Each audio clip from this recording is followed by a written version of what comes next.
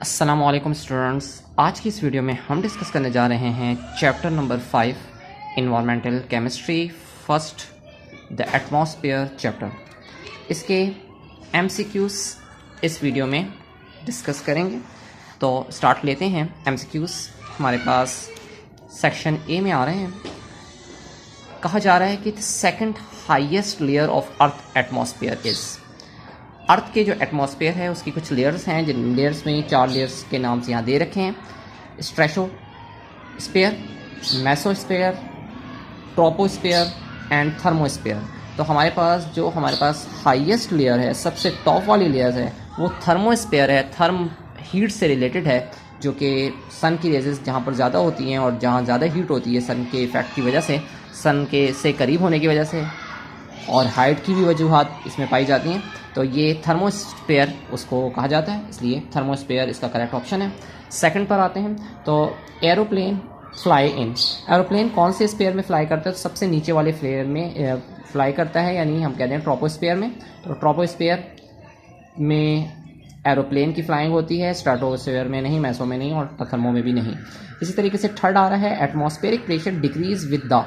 Atmospheric pressure decrease होता है जब हम क्या करते हैं, इंक्रीज करते हैं लॉन्गिट्यूड, इसके साथ साथ डिक्रीज करते हैं एल्टीट्यूड, इंक्रीज करते हैं एल्टीट्यूड, तो इंक्रीज करते हैं लैटीट्यूड।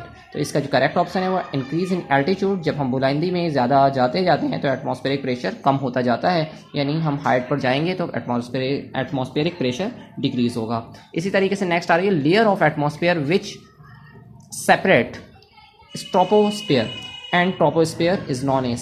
स्ट्रोपोस्फेयर और ट्रोपोस्फेयर को हम कहते हैं पार्टीशन बनाने वाली, उसको सेपरेट करने वाली जो लेयर है उसका नाम ट्रैपोपॉस है, ठीक है। मेसोपॉस नहीं है, थर्मोपॉस और स्ट्रेटोपॉस भी नहीं है। तो फर्स्ट ऑप्शन इसका करेक्ट ऑप्शन है। फिफ्थ में कहा जा रहा है ozone layer is a part of. Ozone layer किसका पार्ट है? तो ओजोन लेयर जो हमारे पास होती है वो स्ट्रेटोस्फेयर में होती है, मेसो में नहीं, थर्मो में नहीं और ट्रोपो में नहीं, ठीक है जी। इस तरीके से which is not a part of the green house gas. Green house gas का कौन सी पार्ट नहीं है? तो carbon dioxide, methane, nitrogen, nitrous oxide और ऑक्सीजन। तो इसमें करेक्ट ऑप्शन है ऑक्सीजन का। इसी तरीके से 7 में second most abundant and continue constituent of dry air in terms of volumes after nitrogen. Nitrogen के बाद हमारे पास कितनी परसेंट ड्राई एयर में जो वॉल्यूम के हवाले से गैस होती है, तो एबंडेंट ज़्यादा मिकदार में, तो वो है नाइट्रोजन के बाद पूछ रहे हैं, इसलिए नाइट्रोजन तो होगा नहीं।